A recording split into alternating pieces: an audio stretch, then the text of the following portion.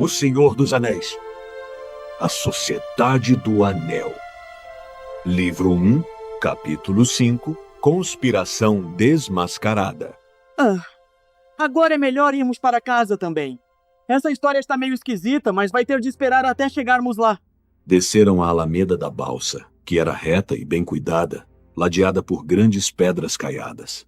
Cerca de 100 metros dali, ficava a margem do rio, onde havia um largo ancoradouro de madeira. Uma balsa grande e rasa estava atracada. Os tocos em que eram amarradas as embarcações, próximos à beira da água, brilhavam na luz de 2 lamparinas suspensas em postes altos.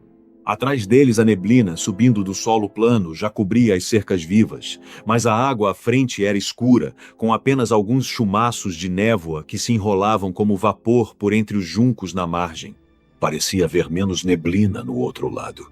Mary conduziu o pônei até a balsa por um passadiço, e os outros o seguiram. Então, Mary empurrou a balsa com uma vara comprida, afastando-a vagarosamente do ancoradouro. O Brandevin fluía lento e largo diante deles. A margem oposta era íngreme, e por ela subia uma trilha sinuosa que começava no outro ancoradouro. Ali havia luzes piscando. Atrás se erguia a colina Buque, onde brilhavam muitas janelas redondas, verdes e amarelas, por entre tufos perdidos de neblina. Eram as janelas da sede do Brandevin, antiga residência dos Brandebuques. Muito tempo atrás, Gorbendad Velho Buque, chefe da família Velho Buque, uma das pessoas mais velhas do pântano e mesmo do condado, tinha atravessado o rio, que era a fronteira original do lado leste. Ele construiu e escavou a sede do Brandevin, mudando seu nome para Brandebuque, e por ali ficou, vindo a se tornar senhor do que era virtualmente um país independente. A família cresceu mais e mais, e depois de sua época continuou crescendo, e a sede do Brandevin passou a ocupar toda a parte baixa da colina, com 3 grandes portas de entrada, muitas portas laterais e cerca de 100 janelas. Os Brandebuques e sua numerosa prole começaram a fazer tocas e mais tarde casas por todo o lugar.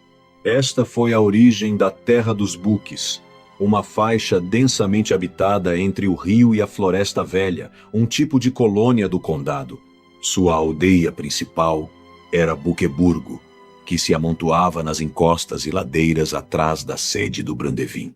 O povo do pântano tinha boas relações com os moradores da Terra dos Buques, e a autoridade do senhor da sede, como era chamado o chefe da família Brandebuque, ainda era reconhecida pelos fazendeiros da região entre Tronco e Juncal.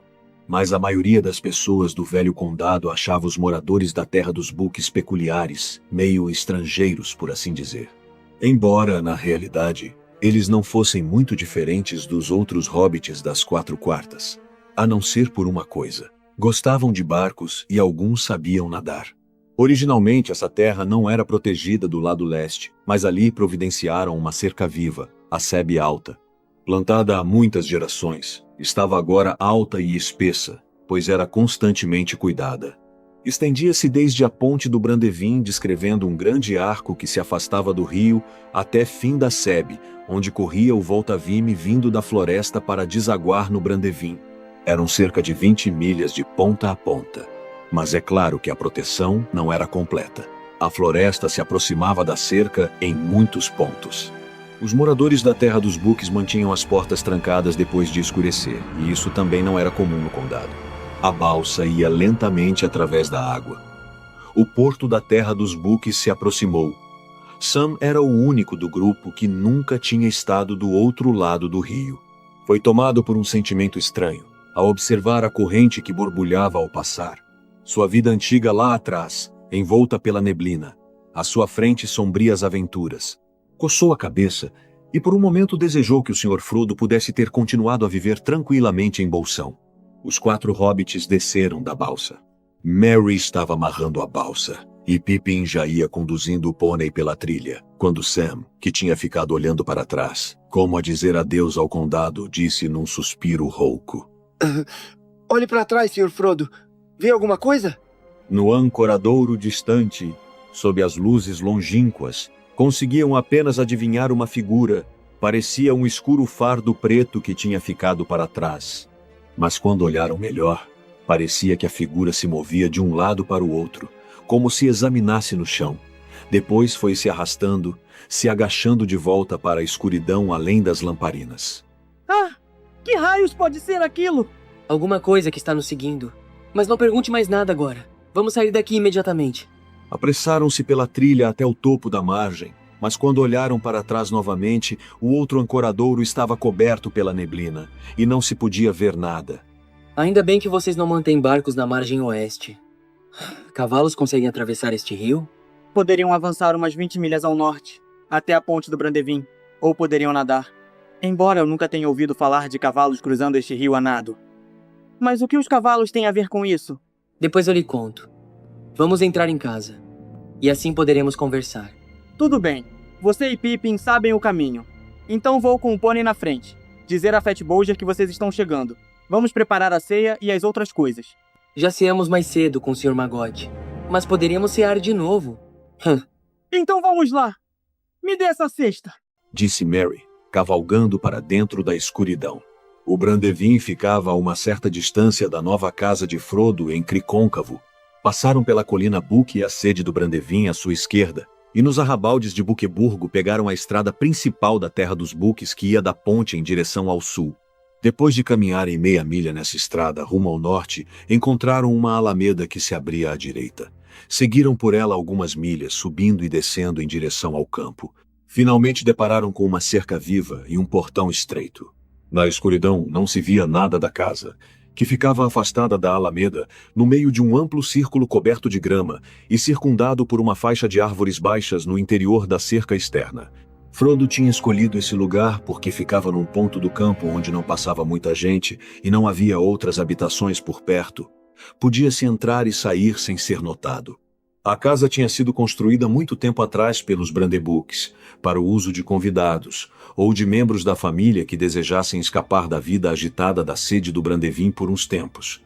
Era antiga e com jeito de casa de campo, o mais parecida possível com uma toca hobbit, comprida e baixa, sem pavimentos superiores. E tinha um telhado de turfa, janelas redondas e uma grande porta, também redonda. Andando pelo caminho verde que conduzia do portão até a casa, não se podia ver nenhuma luz. As janelas estavam escuras e fechadas. Frodo bateu na porta e Fat Bolger abriu. Uma luz amistosa projetou-se para fora. Entraram rápido e se trancaram por dentro junto com a luz. Estavam agora numa sala ampla com portas dos dois lados. À frente, um corredor conduzia ao centro da casa. Bem, o que acha? Perguntou Merry, vindo pelo corredor. Nesse curto espaço de tempo, fizemos o possível para que a casa parecesse um lar. Afinal de contas, Fett e eu só chegamos aqui com a última carroça de bagagem ontem.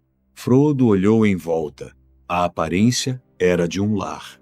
Muitas de suas coisas favoritas, ou das coisas favoritas de Bilbo, que nesse novo ambiente faziam lembrar muito dele, estavam arrumadas do modo mais semelhante possível à sua antiga disposição em Bolsão.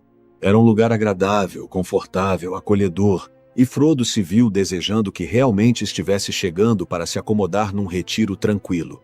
Parecia-lhe injusto fazer com que os amigos tivessem todo esse trabalho. E ele começou de novo a imaginar como poderia dizer que devia partir tão breve. Na verdade, imediatamente. Mas isso teria de ser feito naquela mesma noite, antes de irem dormir. Está encantador. Mal percebo que me mudei. Os viajantes penduraram suas capas e empilharam as mochilas no chão. Merry os conduziu pelo corredor e escancarou a última porta. A luz do fogo e uma onda de vapor vinham lá de dentro. Um banho? Oh, magnífico Meriadoc! Em que ordem vamos tomar banho? Mais velhos primeiro ou mais rápidos primeiro? De qualquer modo, você vai ficar por último, mestre Peregrin. Deixem que eu arranjo as coisas de um modo melhor. Não podemos começar a vida aqui em Cricôncavo com uma discussão sobre banhos. Naquela sala há 3 banheiras e um caldeirão cheio de água fervendo. Também há toalhas, tapetes e sabão. Entrem e sejam rápidos.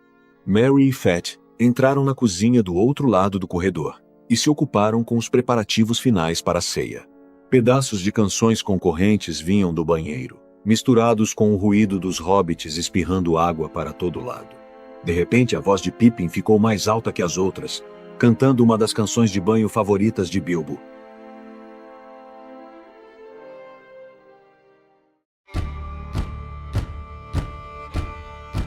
refrescante para o banho no fim do dia. Tira a sujeira, cria a angústia. Mergulhe e cante um suor estranho. O nobre água quente nosso banho. O doce ao som da chuva caindo. Saudando da colina e o ribeiro fluindo. Mas vai não é que chuva ou riacho ondulante.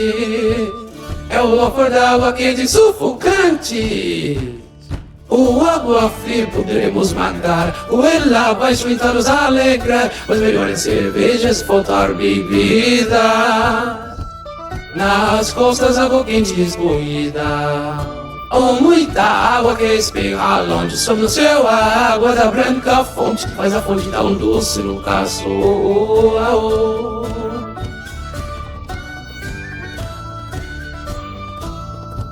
Respirando água quente com uma despesa eu vou. Um grito de Houve um barulho estrondoso de água espirrando, e como se Frodo estivesse parando um cavalo. A banheira de Pippin mais parecia uma fonte com água jorrando para o alto. Merry apareceu na porta. Que tal uma ceia e cerveja no gogó? Chamou ele. Frodo saiu, secando o cabelo. Tem tanta água no ar que vou terminar isto na cozinha. Caramba! Disse Merry. O chão de pedra estava uma poça. Vai ter de passar um esfregão em tudo antes de tocar na comida, Peregrin. Rápido, ou não esperaremos você. Cearam na cozinha, numa mesa perto do fogo. Suponho que não vão querer repetir de novo. Disse Fredegar, sem muitas esperanças. Claro que vamos. Os cogumelos são meus, dados a mim pela senhora Magote, a rainha das mulheres de fazendeiros. Tire as mãos gulosas daí, que eu os sirvo. Os hobbits têm uma paixão por cogumelos, que ultrapassa mesmo o desejo mais voraz de uma pessoa grande. Um fato que explica em parte as longas expedições do jovem Frodo às renomadas plantações do pântano e a ira do injuriado Magote. Nesta ocasião havia o suficiente para todos, mesmo dentro dos padrões dos hobbits. Também havia muitas outras coisas, e quando terminaram, até mesmo Fat Bolger soltou um suspiro de satisfação. Empurraram a mesa e aproximaram as cadeiras do fogo. Arrumamos tudo depois. Agora, contem-me tudo. Suponho que estiveram metidos em aventuras, o que não foi justo sem minha presença. Quero um relatório completo. E acima de tudo, quero saber qual foi o problema com o velho Magote, e por que ele falou comigo daquele jeito. Até parecia que estava com medo, se é que isto é possível. Todos nós tivemos medo. Disse Pippin depois de uma pausa, durante a qual Frodo ficou olhando para o fogo sem dizer nada. Você também teria se tivesse cavaleiros negros no seu encalço por 2 dias. E que são eles? Figuras negras montando cavalos negros. Se Frodo não quiser falar, eu lhe conto a história toda desde o começo. Fez então um relatório completo da viagem, desde que deixaram Vila dos Hobbits. Sam fez vários sinais afirmativos com a cabeça e soltou exclamações apoiando Pippin. Frodo permanecia em silêncio. Eu pensaria que estão inventando tudo isso se não tivesse visto aquela figura negra no ancoradouro e ouvido o tom estranho na voz de Magote. O que acha de tudo isso, Frodo? O primo Frodo tem estado muito fechado, mas chegou a hora de se abrir. Até agora, não nos foi oferecida nenhuma informação, a não ser a suposição de Magote, de que isso tem a ver com o tesouro do velho Bilbo. Aquilo foi só suposição. Magote não sabe de nada. O velho Magote é um sujeito astuto. Há muita coisa escondida que aquele rosto redondo não deixa transparecer quando fala. Ouvi dizer que numa época costumava ir à Floresta Velha, e ele tem a reputação de conhecer muitas coisas estranhas. Mas pelo menos, Frodo, você pode nos dizer se a suposição dele é ou não infundada. Eu acho que a suposição tem fundamento, pelo menos até onde chega. Existe uma ligação com as antigas aventuras de Bilbo, e os cavaleiros estão empreendendo uma busca, ou talvez deva dizer perseguição, tentando pôr as mãos em cima dele, ou de mim. Também acho, se querem saber, que isto não é nenhuma brincadeira, e que não estou a salvo nem aqui, e nem em qualquer outro lugar. Frodo olhou à sua volta, para as janelas e paredes, como receando que de repente tudo desabasse. Os outros olhavam-no em silêncio, também trocando olhares significativos entre si. Acho que agora ele vai falar. Cochichou Pippin para Merry. Merry concordou, balançando a cabeça. Bem, Disse Frodo finalmente, endireitando-se na cadeira, como se tivesse tomado uma decisão. não posso esconder isto por mais tempo. Tenho uma coisa para dizer a todos vocês, mas não sei por onde começar. Acho que posso ajudá-lo. Disse Merry calmamente. Contando uma parte eu mesmo. Que quer dizer? Perguntou Frodo, olhando-o ansiosamente. Apenas isto, meu querido e velho Frodo. Você está desolado, porque não sabe como dizer adeus. Você pretendia deixar o condado, é claro. Mas o perigo lhe sobreveio antes do que esperava, e agora está se decidindo a partir imediatamente, e não quer fazê-lo. Sentimos muito por você. Frodo abriu a boca e a fechou novamente. Sua cara de surpresa era tão cômica que todos riram.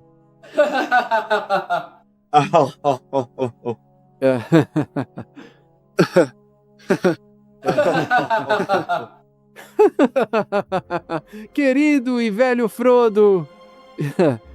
Você realmente achou que tinha jogado poeira em nossos olhos? Não foi cuidadoso ou esperto o suficiente para isso? É óbvio que vem planejando partir e dizer adeus a tudo e a todos desde abril. Nós o vimos constantemente resmungando. Será que um dia verei aquele vale novamente? E coisas assim. E fingindo que começava a ficar sem dinheiro e realmente vendendo seu adorado lar bolsão para aqueles sacola-bolseiros. E todas aquelas conversas secretas com Gandalf. Céus! Pensei que tinha sido cuidadoso e esperto. Não sei o que Gandalf diria. Então, todo o condado está comentando a minha partida? Ah, não. Não se preocupe com isso. É claro que o segredo não vai durar muito, mas no momento só é conhecido por nós, conspiradores, eu acho. Afinal de contas, deve-se lembrar que o conhecemos bem e sempre estamos com você. Geralmente conseguimos adivinhar o que está pensando. Eu também conheci a Bilbo. Para falar a verdade, tenho ficado de olho em você desde que ele partiu. Achei que iria atrás dele mais cedo ou mais tarde, e ultimamente temos estado muito ansiosos. Tínhamos pavor que nos pudesse passar a perna e ir embora de repente sozinho, como ele fez. Desde a primavera, estamos de olhos abertos e fazendo muitos planos por nossa própria conta. Você não vai escapar tão facilmente. Mas preciso ir. Isso não pode ser evitado, queridos amigos.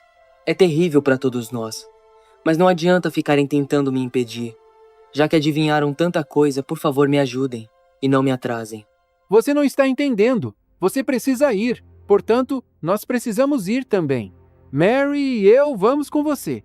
Sam é um sujeito excelente e pularia dentro da garganta de um dragão para salvá-lo se não tropeçasse nos próprios pés. Mas você precisará de mais de um companheiro nessa aventura perigosa. Meus queridos e idolatrados hobbits.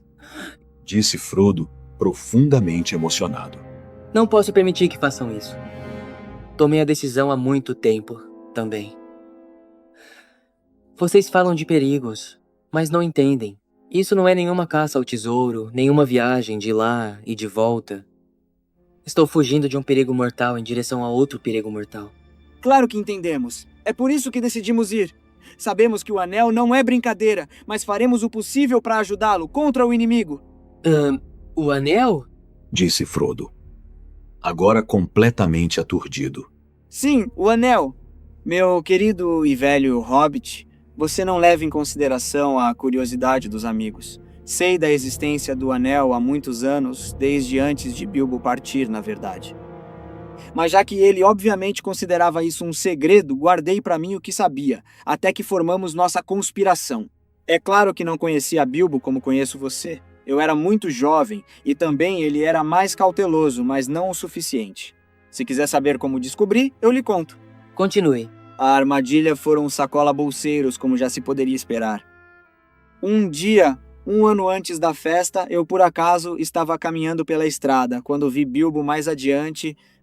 De repente, na distância, os sacola-bolseiros surgiram, vindo em nossa direção. Bilbo diminuiu o passo e então, de súbito, desapareceu. Fiquei tão assustado que não tive capacidade de me esconder de um modo mais usual, mas entrei na cerca-viva e caminhei ao longo do campo, do lado de dentro. Estava espiando a estrada depois que os sacola-bolseiros tinham passado e olhando direto para Bilbo quando ele reapareceu. Pude ver o reflexo de um objeto de ouro quando ele colocou alguma coisa de volta no bolso da calça. Depois disso, mantive os olhos abertos. Na verdade, confesso que espionei, mas deve admitir que a coisa era muito intrigante, e eu era apenas um adolescente. Devo ser o único no condado, além de você, Frodo, que já leu o livro secreto do velho camarada. Você leu o livro? Poxa vida. Então nada pode ser guardado a salvo? Não perfeitamente a salvo, eu acho. Mas eu só dei uma olhada rápida, e isso já foi difícil. Ele nunca deixava o livro jogado por aí. Fico imaginando o que foi feito dele. Gostaria de dar mais uma olhada. Você está com ele, Frodo? Não estava em bolsão. Bilbo deve ter lo levado. Bem, como ia dizendo, guardei para mim o que sabia, até esta primavera, quando as coisas ficaram sérias. Então formamos nossa conspiração. E como também estávamos levando isso a sério, e falávamos a sério, não fomos escrupulosos demais. Você é um osso duro de roer, e Gandalf é ainda pior. Mas se quiser conhecer nosso investigador-chefe, posso apresentá-lo. Onde está ele? Perguntou Frodo, olhando ao redor, como se esperasse que uma figura mascarada e sinistra saísse de dentro do armário. Um passo à frente, Sam! Disse Merry, e Sam se levantou com o rosto vermelho até as orelhas. Aqui está nosso coletor de informações. E ele coletou muitas, posso lhe garantir, antes de ser finalmente pego. Depois do que, posso dizer, pareceu julgar que estava comprometido com sua palavra de honra e simplesmente ficou mudo. Sam! Gritou Frodo, sentindo que a surpresa não poderia ser maior, e não podendo decidir se estava zangado, aliviado, achando graça ou simplesmente fazendo papel de bobo. Sim, senhor. Peço desculpa, senhor, mas não quis lhe fazer mal, senhor Frodo, nem ao senhor Gandalf falando nisso. Ele é sensato, veja bem, e quando o senhor disse ir sozinho, ele disse não. Leve alguém em quem possa confiar. Mas isso não quer dizer que eu possa confiar em qualquer um. Disse Frodo. Sam lançou-lhe um olhar triste. Tudo depende do que você deseja. Pode confiar em nós para ficarmos juntos com você nos bons e maus momentos, até o mais amargo fim. E pode confiar também que guardaremos qualquer um de seus segredos. Melhor ainda do que você os guarda para si. Mas não pode confiar que deixaremos que enfrente problema sozinho e que vá embora sem dizer uma palavra. Somos seus amigos, Frodo. De qualquer modo, é isto. Sabemos a maior parte do que Gandalf lhe disse. Sabemos muito sobre o Anel. Estamos com um medo terrível, mas iremos ao seu lado. Seguiremos você como cães. E, afinal de contas, senhor, o senhor deveria seguir o conselho dos elfos. Gildor lhe disse que deveria levar pessoas que estivessem dispostas. E nós estamos! Isso não se pode negar! Eu não nego. Disse Frodo, olhando para Sam, que agora sorria. Não nego, mas nunca mais vou acreditar que tá dormindo. Quer você ronque ou não. Vou dar-lhe um chute forte, pra ter certeza. Bando de patifes enganadores. Disse ele, virando-se para os outros. Mas ainda bem que tenho vocês. Disse rindo, levantando-se e acenando os braços. Desisto. Vou seguir o conselho de Gildor. Se o perigo não fosse tão grande, dançaria de alegria. Mas mesmo assim, não consigo evitar a felicidade que sinto. Felicidade que há muito não sentia. Temia muito por esta noite. Bom, está combinado. 3 brindes para o Capitão Frodo e companhia. Gritaram eles, dançando em volta de Frodo. Merry e Pippin começaram uma canção que aparentemente tinham aprontado para a ocasião. Foi feita seguindo o modelo da canção dos anões que lançou Bilbo em sua aventura muito tempo atrás, e ia na mesma melodia.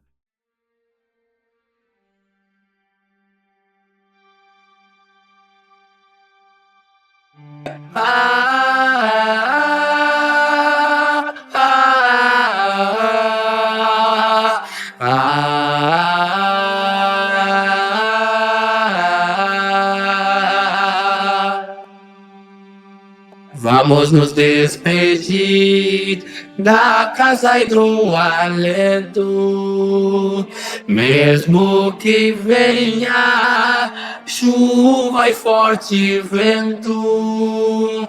Devemos partir antes do sol surgir, além dos bosques e dos montes que atento. Para Rivendell, onde há elfos vivendo, iluminar as clareiras, onde a névoa vai descendo, pelos pantanos e ruínas, seguimos a nossa sina, até onde nós vamos, nem nós estamos sabendo. Inimigos na frente e atrás está o valor.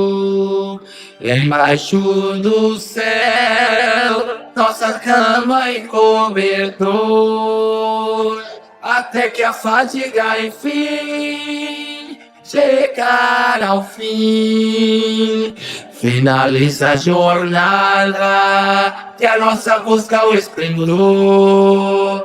Devemos partir, devemos partir. Nós caminharemos antes de o sol surgir. Muito bem. Mas neste caso, há muito o que fazer antes de irmos dormir sob um teto, pelo menos por hoje. Oh, aquilo era poesia. Você realmente quer partir antes do dia raiar? Não sei. Tenho medo daqueles cavaleiros negros. E tenho certeza de que não é seguro ficar num só lugar por muito tempo. Principalmente num lugar para onde se sabe que eu estava indo. Também, Gildor me aconselhou a não esperar. Mas eu gostaria muito de ver Gandalf. Pude perceber que até Gildor ficou perturbado quando soube que Gandalf não tinha aparecido. Depende de duas coisas. Em quanto tempo os cavaleiros conseguiriam chegar a Buqueburgo? E em quanto tempo poderíamos partir? Temos muitos preparativos a fazer. A resposta para a segunda pergunta é que poderíamos partir dentro de 1 hora. Já preparei praticamente tudo. Há 6 pôneis num estábulo do outro lado do campo. Os mantimentos e equipamentos estão todos embalados, com a exceção de roupas extras e da comida perecível. Parece que a conspiração foi muito eficiente. Mas e os Cavaleiros Negros? Seria seguro esperar Gandalf mais um dia? Tudo isso depende do que você acha que os cavaleiros fariam se o encontrassem aqui. Eles poderiam já ter chegado até aqui, é claro, se não tivessem parado no portão norte, onde a cerca desce até a margem do rio, exatamente deste lado da ponte. Os guardas do portão não os deixariam entrar à noite, embora eles pudessem forçar a entrada. Mesmo durante o dia, tentariam mantê-los fora daqui, eu acho. Pelo menos até conseguirem enviar uma mensagem para o Senhor da Sede, pois não iriam gostar da aparência dos cavaleiros e certamente teriam medo deles. Mas, é claro, a Terra dos Buques não pode resistir a um ataque determinado por longo tempo. E é possível que, de manhã, até mesmo um cavaleiro negro que subisse e perguntasse pelo senhor, bolseiro fosse permitido entrar. Muita gente sabe que você está vindo morar em Cricôncavo. Frodo ficou sentado por um tempo, pensando. Já me decidi. Parto amanhã, assim que o dia nascer. Mas não vou pela estrada. Seria ainda menos seguro do que esperar aqui. Se for através do Portão Norte, minha partida da Terra dos Buques será imediatamente do conhecimento de todos, em vez de ser um segredo por vários dias no mínimo, como deve acontecer. Além do mais, a ponte e a estrada leste perto da fronteira serão certamente vigiadas. Quer algum cavaleiro entre na Terra dos Buques, quer não. Não sabemos quantos são, mas há pelo menos 2, e possivelmente mais. A única coisa a fazer é partir numa direção totalmente inesperada. Mas isso só pode significar que o caminho é o da Floresta Velha. Não pode estar pensando em fazer isso. A floresta é quase tão perigosa quanto os Cavaleiros Negros. Nem tanto. Parece uma atitude desesperada, mas acho que Frodo tem razão. É o único jeito de partirmos sem sermos seguidos imediatamente. Com sorte, poderemos conseguir uma boa vantagem. Mas vocês não vão ter sorte na Floresta Velha. Ninguém tem sorte ali. Vão se perder. As pessoas não entram lá. Entram sim. Os Brandebuques entram, ocasionalmente, quando lhes dá na telha. Temos uma entrada particular. Frodo entrou uma vez, há muito tempo. Já estive lá várias vezes, geralmente de dia, é claro, quando as árvores estão com sono e bastante tranquilas. Bem, faça como achar melhor. Tenho mais medo da Floresta Velha do que de qualquer outra coisa que conheço. As histórias que contam são um pesadelo, mas meu voto conta pouco, pois não vou nessa viagem. Mesmo assim, fico feliz em pensar que alguém vai ficar para trás. Alguém que possa contar a Gandalf o que fizeram quando ele aparecer, como tenho certeza de que fará logo. Apesar de gostar muito de Frodo, Fat Bolger não tinha vontade de deixar o condado nem de ver o que havia fora de lá. Sua família era da Quarta Leste, do Val Bud, nos campos da ponte, na verdade. Mas nunca atravessara a ponte do Brandevin.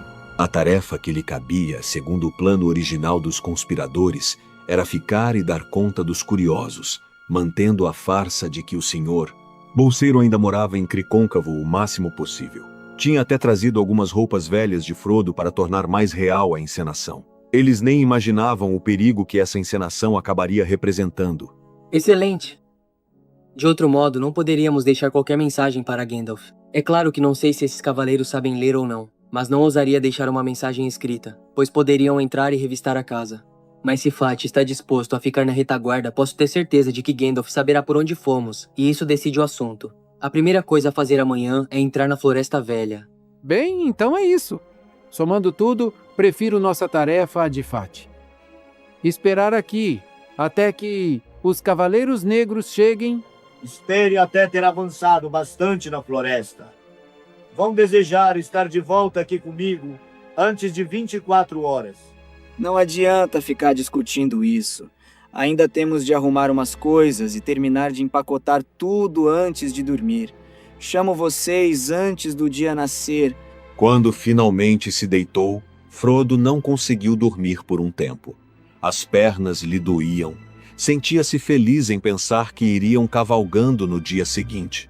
Finalmente caiu num sonho vago, no qual parecia estar olhando por uma janela alta sobre um mar escuro de árvores emaranhadas.